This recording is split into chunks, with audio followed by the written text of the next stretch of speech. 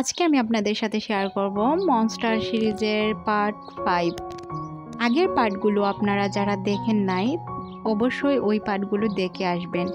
আগের 4টা পার্ট যদি আপনারা দেখে না আসেন তাহলে এই সিরিজের আগামাথা কোনো কিছুই আপনারা বুঝতে পারবেন না। তো আশা করি আপনারা ওই পার্টগুলো দেখে আসবেন। পার্ট 4-এ আমরা দেখেছিলাম লি এসেছিল রবিনকে নিয়ে। সে এসে রবিনের মাধ্যমে সব প্রমাণ কোর্টে দেওয়ার চেষ্টা করে। তখনই অন্য পক্ষের উকিল বলতে শুরু করে যে আমরা ওকে হায়ার করিনি বা এটা আমরা করিনি। তখন আমরা দেখতে পাই যে মোবাইল থেকে একটা প্রমাণ দেখানো হয়। তখন ওই পক্ষের উকিল বলতে শুরু করে যে আমি অন্য কেসের বিষয়ে ফোন দিয়েছিলাম। তখন একটি SMS দেখানো হয়, যে SMS-এ ওই রবিন নামের লোকটি বলছিল যে আমি আর লুকিয়ে থাকতে পারছি না, লুডো গ্রুপ আমাকে সন্দেহ করছে। তখন ওই লোকটি বলে যে মামলা ডিসমিস হওয়ার আগ পর্যন্ত তুমি লুকিয়ে থাকো। তখন এই মাধ্যমে প্রমাণ হয়ে যায় যে লুডো গ্রুপ নির্দোষ আর সব প্ল্যান ওই গ্রুপ করেছিল। এর মধ্যে দিয়ে লুডো গ্রুপের মামলাটাকে শেষ করে দেওয়া হয় আর তারা অনেক বেশি খুশি হয়ে যায়। তখন আমরা দেখতে পাই যে আসলেই ওই লোকটি বা যে রবিন সে বলছিল যে আমি আসলেই কিন্তু ওই কাজটা করিনি। তখন ওই লোকটি চলে যায় আর যে প্রশ্ন করতে শুরু করে যে যেহেতু রবিন করেনি তাহলে কাজটা কি তুমি করেছো? রবিনের ফোন থেকে SMS কি তুমি করেছো? তখন লি হাসতে শুরু করে আর বলে যে হ্যাঁ আমি এই কাজটি করেছি। আমি রবিনের ফোন থেকে সব নাম্বার নিয়ে SMS পাঠাই। তখন একটি নাম্বার থেকেই SMS-এর রিপ্লাই আসে আর ওই নাম্বারটি হচ্ছিল অন্য পক্ষের উকিলের। তখন আমরা দেখতে পাই যে লিয়ের এই কাজে যে অনেক বেশি খুশি হয়ে যায়। তখনই জেজের ফোনে একটি ফোন আসে, যে ফোনটা করেছিল নাতান বলে যে আমি লির সাথে দেখা করতে চাই। তখনই জেজে লিকে নিয়ে যায় নাতানের সাথে মিটিং করতে। নাতান অনেক বেশি প্রশংসা করে লির আর জেজেকে বলে তুমি অনেক বড় উকিল হওয়ার সত্ত্বেও লি যে কাজটি করেছে সেটা তুমি করতে পারোনি বা এতদিনে এটা তুমি ধরতে পারোনি। তখনই আমরা দেখতে পাই যে লির তার অতীত মনে হয়ে যায়, কারণ নাতানের কারণেই তার বাবা মাকে মেরেছিল যে তার অনেক বেশি রাগ হয়, কিন্তু সে এই রাগটি প্রকাশ করে না। যে যখন বলতে শুরু করে যে নাতান অনেক ভালো কাজ করেছে বা নাতানকে যে যখন বলে যে তুমি এত বড় উকিল হওয়ার পরেও এই কাজটি করতে পারোনি, তখনই লি বলে ওঠে যে স্যার আমাকে অনেক বেশি হেল্প করেছেন যার কারণে আমি এটা করতে পেরেছি। তখনই আমরা দেখতে পাই যে এসে নাতানকে বলে যে তোমার উদ্দেশ্যটা কি, লি তুমি কি চাও? তখন লি বলে যে আমি ছোটোবেলা থেকেই স্বপ্ন দেখি যে লুডো গ্রুপের হয়ে আমি কাজ করব বা লুডো গ্রুপের একজন এমপ্লয়ি হব, যার কারণে আমি এত কিছু করেছি বা আপনার প্রশংসা করেছি। এটা শুনে বিশ্বাসও করে ফেলে যে তখনই আমরা দেখতে পাই যে তাদের ফাইনাল রেজাল্ট দিয়ে দেয় আর যেখানে ফার্স্ট হয়েছিল লি, সেকেন্ড হয়েছিল জিনা আর 4th র্যাঙ্কে ছিল অ্যান্ড্রে। এরপরে আমাদের দেখানো হয় যে তারা 8 জনকে সিলেক্ট করা হয় আর ওই 8 জন যাবে চায়না। তাদের আর অন্য যারা ছিল তারা বাসায় চলে যাবে। চায়না যাওয়ার খুশিতে সবাই একটু বেশিই খুশি ছিল। তখন আমরা রুহিকে দেখতে পাই যে যোগা করছিল। তখনই তার কাছে তার ওই লোকটি আসে আর সে তার লোকটিকে বলে যে লিয়ের সম্পর্কে তুমি কি তথ্য বের করেছো? তখন ওই লোকটি বলে যে লির সম্পর্কে আমি তো কোনো তথ্য পাইনি, তুমি কেন এত সন্দেহ করছো লিকে? তখন রুহি বলে যে ওই লোকটা প্রফেশনালের মতো কাজ করে। তখনই আমরা অ্যান্ড্রি আর জেজেকে দেখতে পাই, তারা কথা বলছিল যে আমি কেন ফার্স্ট হইনি আর আমার রাস্তা থেকে লিকে আপনি বার করে দেওয়ার ব্যবস্থা করেন। অন্যদিকে তারা সবাই মিলে পরদিন সকালে চায়না চলে যায়। চায়না তাদেরকে যাওয়ার পর একটি লাক্সারিয়াস হোটেলে রাখা হয়। সেখানে তারা রুম শেয়ার করে থাকতে হবে, এক রুমে 2 জন করে থাকতে হবে। এক রুমে 2 জন মেয়ে, অন্য রুমে 2 জন মেয়ে, আবার অন্য রুমে 2 জন ছেলে, অন্য রুমে 2 জন ছেলে, এইভাবে তাদেরকে ভাগ করে দেওয়া হয়। একটি রুমে রুহি আর জিনা পড়ে আর অন্য রুমে অ্যান্ড্রি আর লি পড়ে, কিন্তু এরা একজন আরেকজনের সাথে থাকতে চায় না। তখন আমরা দেখতে পাই শেরেল বলে যে আমি অ্যান্ড্রির সাথে থাকবো। তখন মজো বলে ওঠে যে তোমরা কি এখানে পিকনিক বানাতে এসেছো? যাও, আমি যেভাবে বলেছি সেভাবেই থাকো।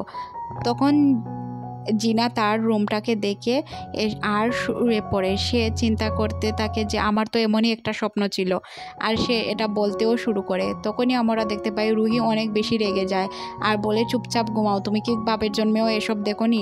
তখন জিনা বলে যে আচ্ছা ম্যাডাম, শুয়ে পড়ছি। তখন আমরা দেখতে পাই যে লি অ্যান্ড এন্ড্রি মিলে কথা বলছিল। একজন লাইট অফ করছিল তো অন্যজন অন করছিল, কারণ তাদের দুজনই ভিন্ন স্বভাবের ছিল। যখন তারা সকালে ঘুম থেকে ওঠে তখনই দেখতে পায় তারা একজন আরেকজনকে জড়িয়ে ধরে শুয়ে আছে, যেটা দেখে একজন আরেকজন শক হয়ে যায় আর একজন আরেকজনের দিকে তাকিয়ে থাকে। পরে আমাদের দেখানো হয় যে তাদের ট্রেনিং শুরু হয়ে গিয়েছিল। তারা সমুদ্রের পাড়ে ট্রেনিং করছিল, আর ট্রেনিং শেষ হওয়ার পর তাদের মজো বলতে শুরু করে যে তোমরা এখন এনজয় করতে পারো, তোমাদের মতো ঘোরাঘুরি করতে পারো। এটা শুনে তারা অনেক বেশি খুশি হয়ে যায়। ফাইনালি তাদের এতদিন পর একটু নিজের মতো বাঁচতে পারবে। তারা অনেকগুলো রাইড চলে, আর জিনা তো জায়গায় জায়গায় ফটো ওঠাতে শুরু করে। এটা দেখে অনেক বেশি জালাস ফিল করতে থাকে অন্যরা। পরেই দেখতে পাই তাদের একটি মিটিং হয়, যেখানে মজো বলে যে তোমাদের আমাদের ক্লায়েন্টকে অ্যাটেন্ড করতে হবে, যার কারণে তোমাদের ডান্স শিখতে হবে। আর একটি কার্ড দেয় প্রত্যেকটি মেয়ের হাতে, যাতে তারা তাদের ডান্স পার্টনার চুজ করতে পারে। সবাই জিনার দিকে তাকিয়ে থাকে, কারণ জিনা কাকে চুজ করে এটা নিয়ে সবাই কনফিউজ ছিল। জিনা তো লিকে চুজ করে। এন্ড্রি তো টেনশনে পড়ে যায় যে জিনা তাকে না চুজ করে ফেলে। তখন আমরা দেখতে পাই যে এন্ড্রিকে রুহি চুজ করে আর লিকে জিনা চুজ করে। জিনা তো নাচের কিছুই পারতো না, তখনই তারা নাচ প্র্যাকটিস করছিল। অন্যদিকে লুডো কোম্পানির একটি ফোন আসে, আর তখনই এটা একটা এমপ্লয় অ্যাটেন্ড করে। পরের সিন আমাদের একটি মিটিং রুমে দেখানো হয়, যেখানে নিউজ টিভিতে দেখানো হয়েছিল যে চায়নার কিছু মেডিসিন লুডো কোম্পানির হয়ে নামে বিক্রি করছিল, আর এগুলো ছিল নকল মেডিসিন। আর এটা কারা তৈরি করছিল এই বিষয়ে চেয়ারম্যান মিটিং বসায়। নাতান বলে যে আমি খুব তাড়াতাড়ি এদেরকে ধরিয়ে দেব। তখন আমরা দেখতে পাই যে এসে বলতে শুরু করে যে আমি ওই লোকটিকে তদন্ত করে বের করে ফেলেছি। লোকটির নাম হচ্ছে মাইকেল। আর জেকে বলতে থাকে চেয়ারম্যান যে তুমি লিড টিমের হেল্প নিতে পারো, ওই টিমটা অনেক ভালো আর তারা অনেক ভালো কাজ করে। তখনই আমরা দেখতে পাই যে মজো লিড টিমকে বলতে শুরু করে মাইকেলকে ধরা অনেক বেশি টাফ, আর এটা তোমাদের জন্য একটি অনেক বড় সুযোগ। তোমরা যদি এটাকে ভালোভাবে কাজে লাগাতে পারো তোমাদের ভবিষ্যৎ অনেক বেশি সুন্দর হয়ে যাবে। তোমরা চেষ্টা করে দেখতে পারো, কিন্তু এর কাজটা তোমাদের অনেক কষ্ট দেবে। তখনই আমরা দেখতে পাই যে মজো বলতে শুরু করে যে মাইকেল এক ধরনের পিন ব্যবহার করে টাইয়ে, এই পিনটা তার টাইয়ে বসিয়ে দিতে হবে। আমরা দুইটা পিন বানিয়েছি, একটি থাকবে জিনার কাছে আর একটি থাকবে রুহির কাছে। তোমরা খুব সাবধানে এই কাজটি করবে। আর সে সপ্তাহে 2 দিন ক্যাসিনোতে খেলতে যায়। তোমরা চাইলে কেউ যদি ক্যাসিনোতে খেলতে পারো আর তাকে হারাতে পারো, তাহলে তোমরা তার ক্লোজে যেতে পারবে আর তার সাথে ডিল করতে পারবে, আর এর মাধ্যমে তোমরা বন্ধু হয়ে তার সব তথ্য বের করে পুলিশের কাছে ধরিয়ে দিতে পারবে। তখনই আমরা দেখি সবাই রেডি হয়ে গেছে একটি পার্টিতে যাওয়ার জন্য, যে পার্টিতে মাইকেলও আসবে, যার জন্য সবাই খুব সুন্দর হয়ে রেডি হচ্ছিল। অন্যদিকে জিনা ফ্যান্সি ড্রেস কম্পিটিশনের জন্য যে ড্রেসগুলো পরে ওইভাবে রেডি হয়ে এসেছিল। তার মাথায় একটা কীরকম ব্যান্ড ছিল আর একটি হলুদ ড্রেস পরা ছিল, যেটা দেখে অনেক বেশি রেগে যায় লি, আর তার মাথা থেকে এইগুলো খুলে ফেলে, সাথে তার ড্রেসটাকে ছিঁড়ে ফেলে জিনা বলতে শুরু করে যে তুমি কি করা শুরু করছো আমার সাথে, প্লিজ এসব করো না, আমাকে ভালোভাবে থাকতে দাও। তখনই লি বলে যে এইসব কি মেকআপ করেছো, এত মেকআপ করে কি কেউ আসে? তখন সে তার মেকআপ আর ড্রেস ঠিক করে দেয়। যখন সে সবার সামনে যায় সবাই দেখে তাকে চমকে যায়, আর তাকে অনেক সুন্দর লাগছিল। এন্ড্রি দেখেও চমকে যায়, কারণ সে সবসময় আওলা জাওলা হয়ে থাকতো। তখনই আমরা দেখতে পাই যে ওই 2টা পিন তারা 2 জনের কাছে দেওয়া হয়েছে। অন্যদিকে কিমি, নীল আর যে মিলে খাবার খাচ্ছিল। তখন নীল বলে আমার একজন এমএলএ মারা গিয়েছে, এই জন্য আমি অনেক বেশি চিন্তিত আছি।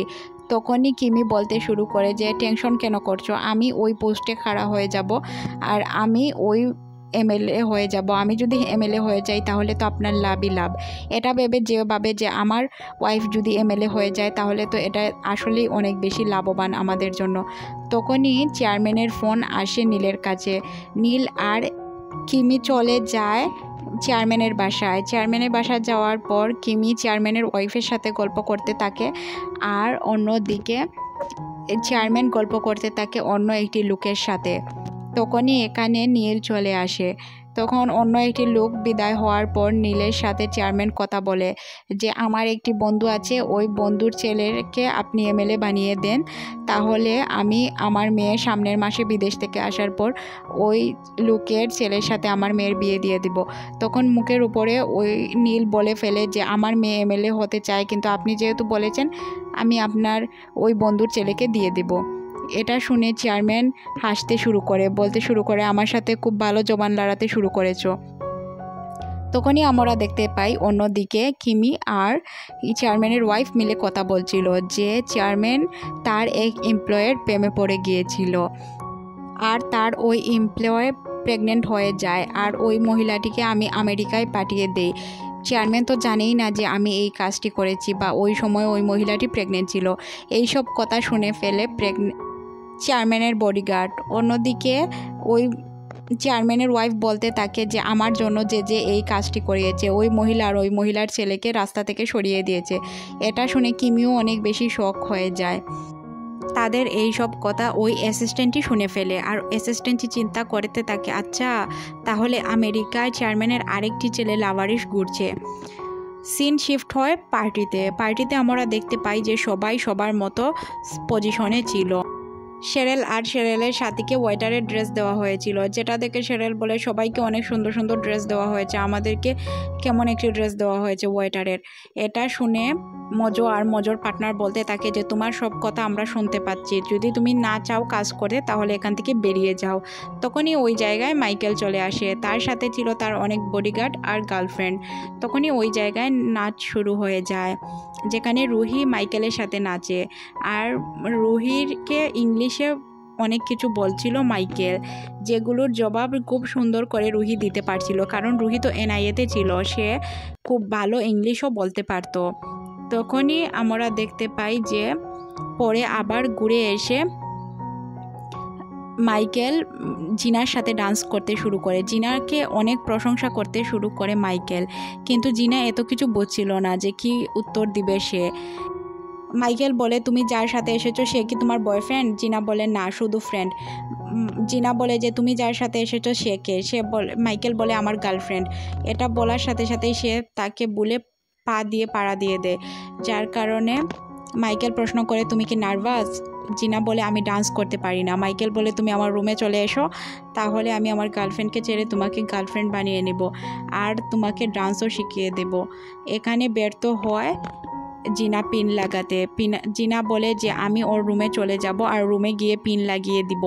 এটা শুনে লি জিনাকে অনেক বকাঝকা করতে শুরু করে যে না, কোনো প্রয়োজন নেই তোমার ওই জায়গায় যাওয়ার, কিন্তু জিনা এটা করতে চায় কারণ সে কাজটি না করে ফিরবে না। সে চলে যায় ওই লোকটির বা মাইকেলের রুমে যাওয়ার পর মাইকেল তাকে ড্রিঙ্ক অফার করে, মাইকেল তাকে ড্রিঙ্ক দেয়, সে কিছু না বলেই সাথে সাথে ড্রিঙ্ক খেয়ে ফেলে। তখন মাইকেল বলে যে তুমি কেন এভাবে খেলে? তখন জিনা বলে যে আমার অনেক পানি তৃষ্ণা পেয়েছিল যার কারণে আমি খেয়ে নিয়েছি। এসব দেখতে শুরু করে মাইকেল জিনার অনেক কাছে যেতে শুরু করে। তখনই আমরা দেখতে পাই যে এগুলো বসে বসে দেখছিল মজো। এখানে মজো লিকে ফোন করে বলে যে প্লিজ তোমরা তাড়াতাড়ি যাও আর গিয়ে জিনাকে বাঁচাও। তখনই তারা দুইজন ওয়েটারের ড্রেস পরে চলে যায় ওই জায়গায়। অন্যদিকে আমরা দেখতে পাই যে মাইকেল অনেক বেশি কাছে এসে গিয়েছে জিনার। এটা দেখে জিনা অনেক বেশি চমকে যায় আর মাইকেলের ওপর শরবত ফেলে দেয়। আর তখনই আমরা দেখতে পাই যে ওয়েটার কলিং বেল বাজায়। তখনই তুমি গিয়ে গোসল করে নাও, আমি দেখছি দরজায় কে এসেছে। তখন পিন খুলে চলে যায় মাইকেল আর জিনা চলে যায় দেখতে যে দরজায় কে এসেছে। তখন দেখতে পাই লি আর এন্ড্রি। তখনই চলে আসে ওই জায়গায় মাইকেল এসে বলে যে তোমরা কেন এসেছো, তখনই সিরিজটি শেষ হয়ে যায়। সিরিজের নেক্সট পার্ট দেখতে গেলে প্লিজ আমার চ্যানেলটিকে সাবস্ক্রাইব করে রাখবেন আর একটি লাইক দিয়ে যাবেন প্লিজ।